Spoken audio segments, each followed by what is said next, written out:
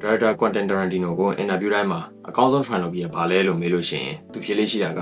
အကောင်းမင်းသား Clint Eastwood ပါတဲ့ Dollar Trilogy ကအကောင်းဆုံး trilogy ပါလို့သူအမြဲတမ်းဖြေလေးရှိတယ်။အဲ့ဒီဟာပြီးလို့ရှိရင်ဒီဘက်ခေတ်မှာတော့အကောင်းဆုံး trilogy ကတော့ Toy Story trilogy တဲ့။သူအဆိုအရဆိုရင် trilogy ရုပ်ရှင်တွေကသုံးကားလုံးကောင်းတာရှားတယ်။ပထမကားနဲ့ဒုတိယကားနဲ့ကောင်းပြီးလို့ရှိရင်တတိယကားမှာနည်းနည်းရော့သွားတာမျိုး။ဒါမှမဟုတ်လည်းပထမကားနဲ့တတိယကားကောင်းပြီးတော့အလဲကဒုတိယကားမကောင်းတာမျိုးအဲ့လိုမှမဟုတ်ဆိုရင်လည်းနောက်နှစ်ကားကောင်းတယ်ရှေ့ကားအသိမကောင်းတာမျိုးဒီလိုမျိုးတကားမဟုတ်တကားမှာအများနဲ့လိုးနာမျိုးတွေရှိရတယ်များတယ်ဒါပေမဲ့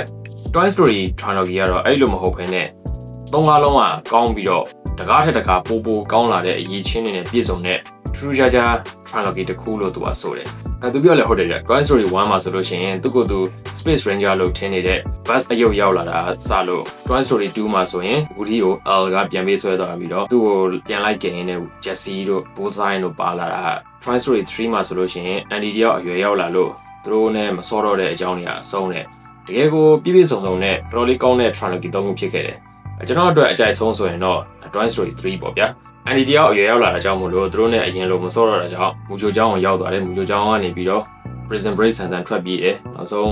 းအမိုက်တွေမီးရှို့တဲ့ကန်ကြီးထဲမှာသူတို့ဘယ်လိုမှမလွတ်တော့ဘူးတည်တော့မယ်ဆိုတော့ပြီးတော့တယောက်နဲ့တယောက်ဘာစကားမှမပြောဘဲနဲ့အကြည့်လေးတွေနဲ့လက်ကလေးတွေကမ်းပြီးတော့ပဲလှုပ်တဲ့အခန်းတွေဆိုတာဘယ်ချင်းကြီးတသိန်းထားလောက်အောင်ကောင်းတဲ့အခန်းတွေနောက်ဆုံးကမှဆိုလို့ရှိရင်လည်း Andy နဲ့သူတို့ခွဲခွာတဲ့အခန်းဆိုရင်လည်းဒါကိုနဲ့အရင်ကတည်ခဲ့တဲ့တငယ်ချင်းတယောက်ကိုခွဲခွာရတယ်လို့မျိုးကို emotion နဲ့အပြည့်နဲ့ဒီ trilogy တစ်ခုအနေနဲ့အကောင်းဆုံးဇာတ်သိမ်းသွားခဲ့တဲ့ဇာတ်ကားတစ်ခုလည်းဖြစ်ခဲ့တယ်။ဒါပေမဲ့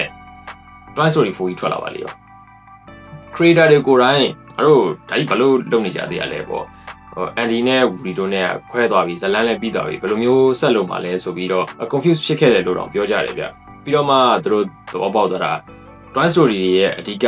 main ဇာတ်လိုက်က Andy မဟုတ်ဘဲနဲ့ Woody တဲ့။ဒီတော့ Woody ရှိနေတဲ့ရွေးဒီ Toy Story ဇာတ်လန်းတွေဆက်ဖြစ်နိုင်တယ်။ဒီရှေ့သုံးကားကAndy နဲ့သက်ဆိုင်တဲ့ arc တစ်ခုဖြစ်ခဲ့ပြီးတော့ဒီနောက်ပိုင်းလာမယ့်ဟာတွေက Andy မပါတော့တဲ့ Woody တို့အကြောင်းဆိုပြီးတော့ဆက်ရိုက်မယ်ဆိုပြီးတော့လုပ်ခဲ့ကြတယ်။ Tarantino ပြောသလိုပဲကျွန်တော်လည်း Toy Story 4ကို personally အဲ့လောက်မကြိုက်ခဲ့ဘူး။ animation style ပြောင်းသွားတာတွေလို့ Woody နဲ့မကဘဲနဲ့ပါနေကြ main character တွေအကုန်လုံးက side character သဘောမျိုးတွေဖြစ်သွားတာတွေပြီးရင် Woody နဲ့ Buzz တငယ်ချင်းနှစ်ယောက်ရဲ့ interaction အဲ့လောက်မရှိတာတွေဘိုတာ strong independent woman ပုံစံဖန်ထားတွေဘိုရဲ့ animation style ဒီမှာပြောင်းသွားပုံဆိုFrozen နဲ့ Elsa နဲ့တော့ခက်ဆင်ဖြစ်သွားတယ်ဗျ။အဆိုးဆုံးကတော့ Andy တယောက်မျက်နှာနိုးထားခဲ့ရတဲ့ Woody ရုပ်ကဇလန်းလည်းပြီးရော voice box လည်းမရှိတော့ဘဲနဲ့လမ်းဘေးမှာလေလွင့်နေတဲ့ Lost Toy တယောက်အနေနဲ့အဆုံးသတ်သွားတာကြီး။ဒီဟာကို Andy မပြောနဲ့ကျွန်တော်တို့ကြည့်နေတဲ့သူတွေတောင်မှ Woody တယောက်ဒီလိုမျိုးကြီးအဆုံးသတ်သွားတဲ့ Andy ကြီးကိုဘယ်လို့မှမကြိုက်တာ။အဲဒါကြောင့်လဲ Toy Story ကို 3 ထိပဲရှိရလို့ပဲစိတ်ထဲမှာသတ်မှတ်ထားတာ။ဒါပေမဲ့ Toy Story 5လာမယ်ဆိုပြီးတော့လည်းထပ်ကြီးညာပြန်ရော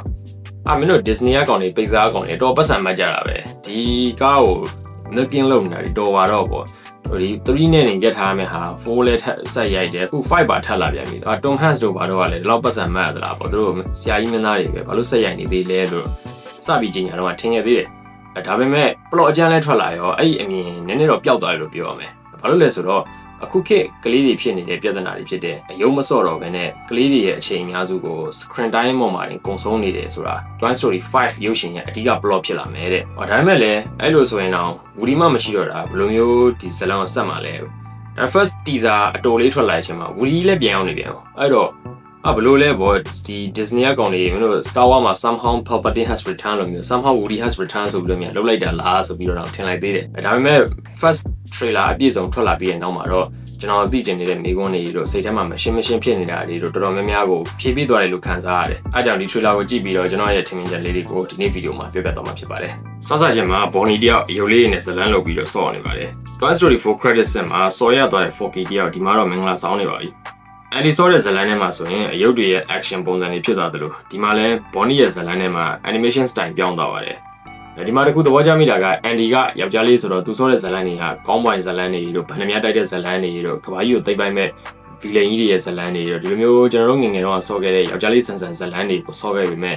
Bonnie ကတော့မိန်းကလေးဆိုတော့မိန်းကလေးဆန်တဲ့မင်္ဂလာဆောင်ဇလန်းတွေဆော့နေတာကိုမြင်ရတာကတဘာဝနဲ့နှီးစက်တယ်လို့ခံစားရပါတယ်ဒီလိုမျိုးအယုတ်တွေနဲ့ဆော့နေတဲ့ Bonnie စီကို parcel တို့တစ်ထုပ်ရောက်လာတာကနေသူ့ attention တစ်ခုလုံးအဲ့ဒီကိုပဲရောက်သွားပါတော့တယ်အဲ့ဒါကတော့တခြားမဟုတ်တဲ့ tablet ပါအယုတ်တွေကတော့အိမ်မဆိုးကြီးတစ်ခုဖြစ်လာတာပေါ့ဗျာRes ကဟာနောက်တစ်ခါမျိုးတုံးအပြန်ပြီဆိုပြီးတော့ထအော်တာတော့တော်ရည်ရတယ်ဗျအယုတ်တွေဆိုရင်နေခဲ့သလိုပဲ Bonnie တယောက်အချိန်တိုင်း tablet စီမှာပဲအာရုံရောက်နေပြီးတော့အယုတ်တွေဘက်ကိုမလဲတော့တာကြောင့်မလို့ Jessie က Bonnie attention ကိုခွဲဝေယူဖို့ tablet နဲ့တွားညှိပေမဲ့ tablet စီကနေမချေမငံပြန်ပြောတာပဲခံလိုက်ရတယ်ဒီလိုနဲ့ဘာလို့မှမသိတော့တဲ့ Jesse တယောက် lost twine လုပ်နေတဲ့ Woody ကိုလမ်းဖုံးဆက်ရပါတော့တယ်ဒါကြောင့် Woody ပြန်ရောက်လာတာကို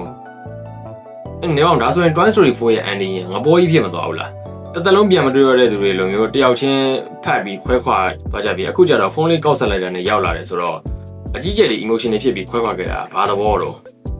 ပြထားရလေ trailer ပဲဆက်ကြည့်တာပေါ့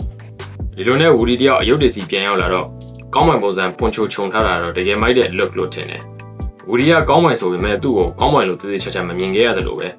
အခုမှအဆောင်ခြုံထားတော့ Clint Eastwood လို့ဘာလို့ဖြစ်သွားတာအသက်ကြီးလာတဲ့ Woody တယောက်လူတွေလိုထိတ်လဲပြောင်းနေပါပြီ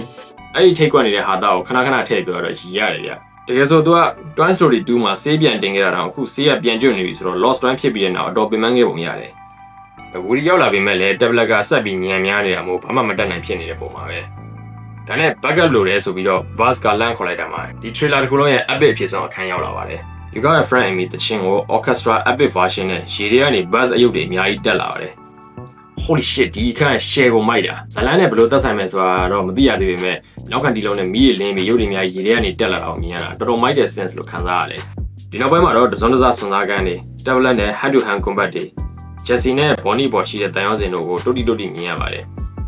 Bonnie ကတကယ်တော့အယုတ်တွေကိုပြစ်ပြီးတော့ tablet ပဲပို့နေတာပုတ်ချင်လို့ပို့နေတာတော့မဟုတ်ခဲ့ဘူးသူကအယုတ်တွေနဲ့ပဲဆက်စော်ချင်ပုံရတယ်ဒါပေမဲ့သူ့တငယ်ချင်းတွေကိုအယုတ်တွေပြတော့အကုန်လုံးကစိတ်ဝင်စားကြပဲ tablet ပဲပို့နေကြတာမလို့သူလည်းမိဘတွေကိုပူစားလို့ဒီ tablet ရောက်လာတာဖြစ်နိုင်တယ်ဒီ trailer ရဲ့နောက်ထပ်အသက်ဆိုရင် Woody နဲ့ Buzz တို့တငယ်ချင်းတွေရဲ့ posse အချင်းများတွေကိုပြန်မြင်ရတာပါပဲ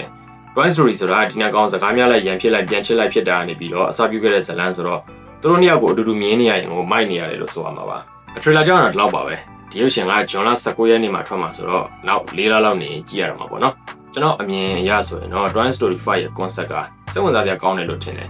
ဘာလို့လဲဆိုတော့အခုခေတ်လူငယ်အများစု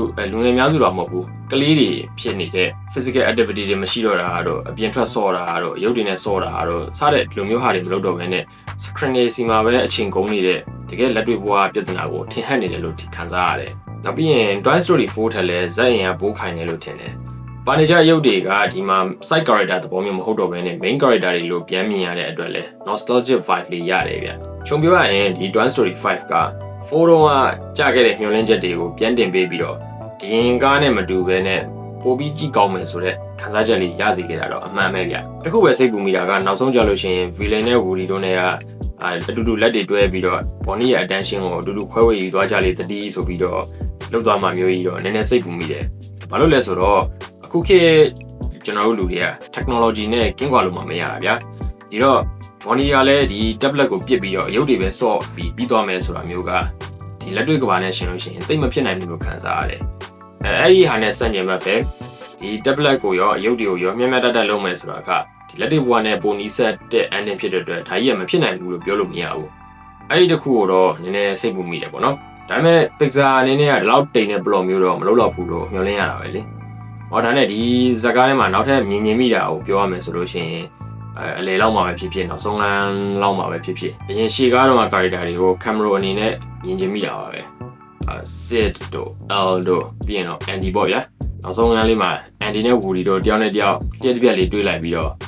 The Dark Knight Rises တဲ့ Alfred နဲ့ Batman တို့ခေါင်းငိမ့်ပြီးပြကြတယ်လို့မျိုးတယောက်နဲ့တယောက်လေးကြည့်ပြီးတော့ပြီးသွားတာမျိုးလေးဖြစ်ပေါ့ဒါမှမဟုတ်လဲ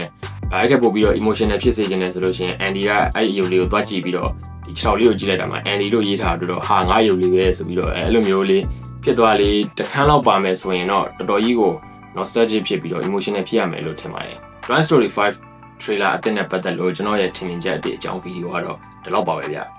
ခုကြည့်နေတဲ့ brother တို့ sister တို့လည်းဒီ trailer နဲ့ပတ်သက်လို့ကိုယ့်ရဲ့ထင်မြင်ချက်တွေကို comment မှာဝင်ပြီးတော့ရေးတော့လို့ရပါတယ်ဗီဒီယိုလေးကိုအဆုံးထိကြည့်ပေးတဲ့အတွက်လည်းအားလုံးကျေးဇူးတင်ပါတယ်